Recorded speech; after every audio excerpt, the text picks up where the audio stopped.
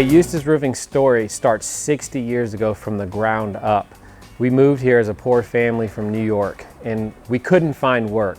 And so we went to a local diner where everybody said the business owners eat.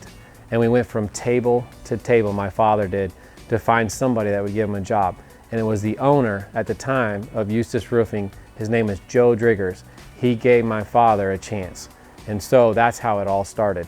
It started from the ground up, cleaning the ground on the job sites, working his way up to running a crew, working his way up to running the sales division, working his way up to actually buying the company. And that's all started about 35 years ago. And that's how we obtained Eustis Roofing. I came from NASCAR. I used to work in NASCAR, for 10 years.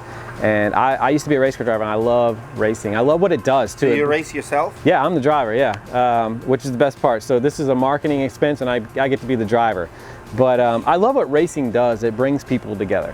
So we're gonna go racing this week, and we'll have 100 people there from here, or family and friends, and the kids are all playing together, they're all laughing, and then also, I get to have a good time.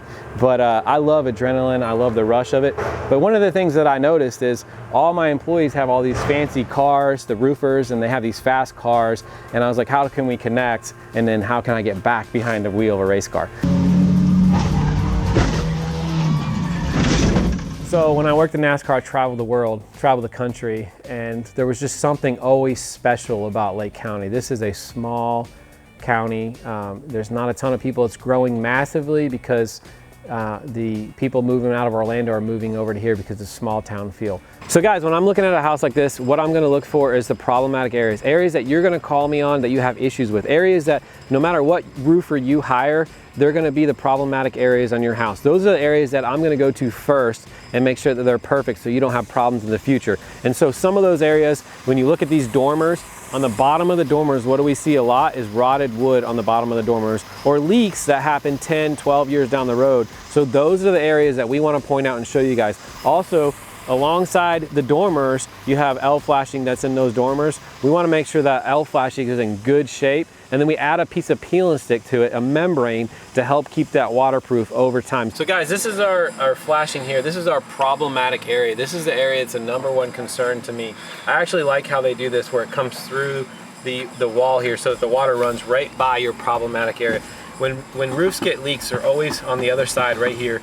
This sometimes turns and the leak is always right here in the corner, and this is a really nice piece of flashing where the water is going to run by and get out of that problematic area. So here in Florida, the codes and everything here is probably the strictest that you'll ever see in the roofing industry. It's a lot different than your northern states and what you guys see. There's a lot more structure here as far as how they want things done, and the reason we got to be like that is we experience a lot of hurricanes. We're fixing to come into hurricane season right now. Metal. Actually, we've sold more metal this year than we've ever sold. It's very popular. There's some stuff coming down the line as far as, are we gonna have to redeck roofs and stuff like that, where metal's gonna play a role in that. I started with this machine as far as a brake machine. This was a big deal back in the day. This one's all hydraulic, computerized. It's a folding machine. I actually still love this machine. It works really well. This is what we started with. And then we moved on to some more machines that are a little quicker and faster and easier for the guys to use. This is one of my favorite things about the machine that we have here. This is a really interesting profile. Now, only that machine can make it because the machine actually flips. This is a special one as far as if you have a really hard standing seam that's really steep, you can actually put the cap on first. And so this is the only machine that can bend a piece like this. So this is your ridge cap, and then your standing seam slides up inside of here. To be honest with you, I haven't really done one yet because by trade, I've always been a roofer and I like to really slide way under stuff. And for me, it still scares me a little bit, wind-blown rain, but it's a really cool to be able to make this. So it's all computerized. We even have guys' names in here, some like Columbia, Fernando, Jan. So some of the project managers have their names in here so they can just go hit their folder, and parts that they make every day, they can make it real quick. So here at Eustis Roofing, we wanted to be different. We wanted to save homeowners from bad roofers. And we couldn't do that by doing 1 or 2 houses a week. So we had to find a way to do that better and more efficiently. And so what we did is we said no subcontracting. So #1, it's illegal unless they have a roofing license in the state of Florida as a subcontractor. So we want to create an atmosphere for them to work in that they want to achieve goals. They want to give you an awesome roof. It's a really nice unit. it's safe, it's got some good structure to it, but it's all hydraulic. The jack, the door, everything he can do from his keychain. And you know, really it's about giving your employees better equipment, because they're gonna love their job more if they got nice equipment. So when you show up to the dump, I mean, it's dump wars, right? I'm gonna tell you something. You go to the dump with roofers and nobody can dump their trailer, right? I don't know if you've ever been there, it's hilarious. They got jumper cables, everybody's struggling to dump their trailers. There is no efficiency at the dump. So what we wanted to do is when we pull into the dump, we wanna pull into the dump with something that works, something that looks nice, and that the guy that works for us is proud of. So we don't put it in the driveway because we have the Equipters. So this is really representing us on the street. And so it's a big deal to show who we are, and this is a big part of that. But also, you know, the guy driving it is proud, and this is a billboard just going through town all day long. When I talk about Equipters, here's what I say about Equipters. If you're in the trucking industry or the shipping industry, you have a forklift. That's how you get the stuff in the trucks and stuff like that. How can you be in that industry without a forklift? That's what an Equipter is to a roofer. It's that valuable. I like that. It's a big difference if you don't have one. We were talking earlier about it. It brings you better employees. That's my #1 thing about the Equipter, is it brings you better people, because they want to work for you if you have an Equipter versus the guy that doesn't. If you look at this van, there's a lot more seating in here. And now, at one time we had these all set up where they can pull the compressors out and they're running outside and then they slide them back in. But they don't use that as much as we thought, but everybody's got their stuff here. We have all the nails and everything, so we bring all the nails, Simplexes, it all comes from the shop. We buy it by pallets and truckloads. So one week we might buy a semi-trailer of these so that we can save on volume and we can get a better discount. And then also we have multiple guns on here, because in Florida you get rain, it pops up. That's your #1 thing in Florida, is watching the weather. And we don't want a gun to go down and won't be able to dry it in before the rain gets here. So that's a key component in making sure we have everything we need here.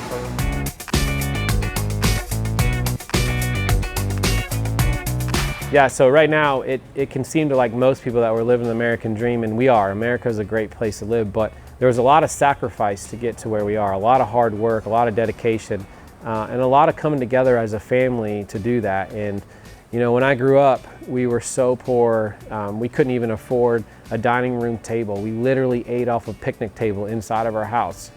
We ate pancakes for breakfast, lunch, and dinner because that's all we could afford. I lived in this tiny house down the street. My neighbor got murdered. I mean, when I moved here, I moved in one of the roughest neighborhoods. Coolest part about that house is I could vacuum the whole house from one outlet. I mean, who can say they can do that, right? Vacuum the entire house from one outlet. And now I have this home that is just, I have to pinch myself every time I come home, every time I leave. I live on a reserve that I never dreamed was possible. But you know, that's the thing about roofing. Roofing is, if you work hard and you pull from deep within, it's probably the hardest job you can ever do. I mean, in the middle of a 20 degree heat day, I mean, you got to pull from within, everything within, to make it through that day. But there is a payoff. You can make it in roofing. Roofing can provide an awesome future, but you got to pull deep every day. And so that's what roofing's brought to me and my family. It's an opportunity that if you're willing to work hard, it will pay off in big ways. We had a homeowner working on the roof, and she come out and she said, I hope those guys know that this roof costs more than they make in a year. And I was like, well, let me talk to you about roofers.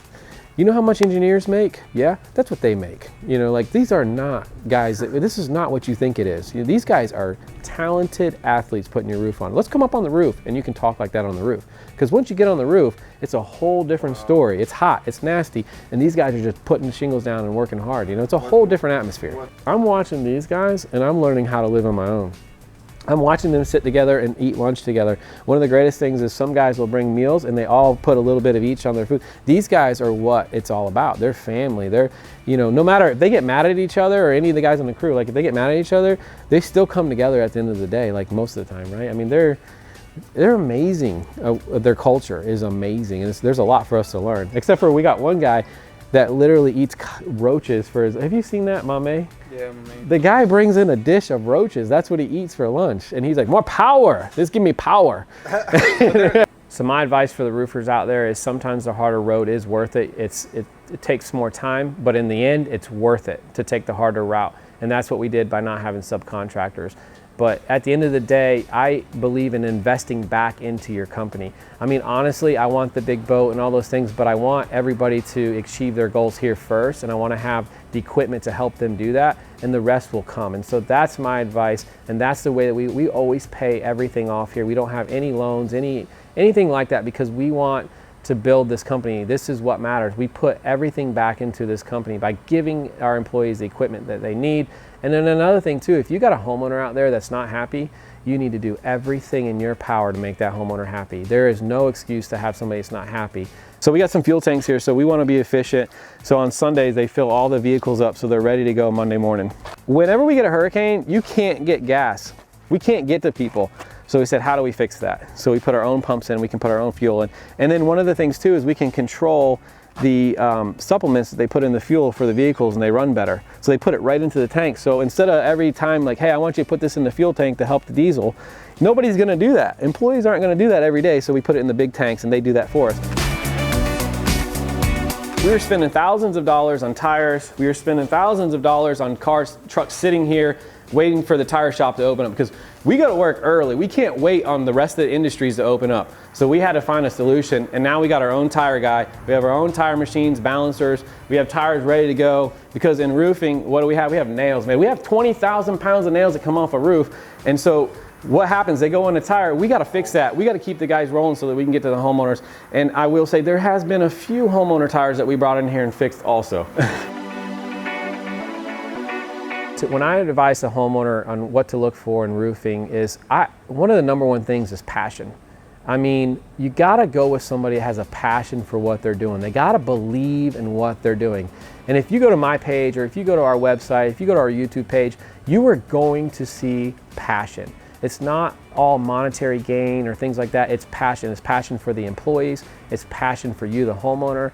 Passion is what I look for. And that's why, you know, with the creations of YouTube and Facebook and all the social media stuff, how involved is that company? Is it important to them? Because if you have a problem with your roof, and that's a platform for you to go to, and I'm gonna be there to make sure that my platform doesn't have problems, and you can come and get me off of my platform. We're watching it. We're making sure that we're protecting you from bad roofers. So if you have a bad experience, you want to go to a roofer that really puts a lot into their platform, and so that you can complain. And another thing too is, I'm a big fan of brick and mortar too. I have an office here. If you have a problem with your job, you can come see me. So a lot of these roofers will just shut their phone off.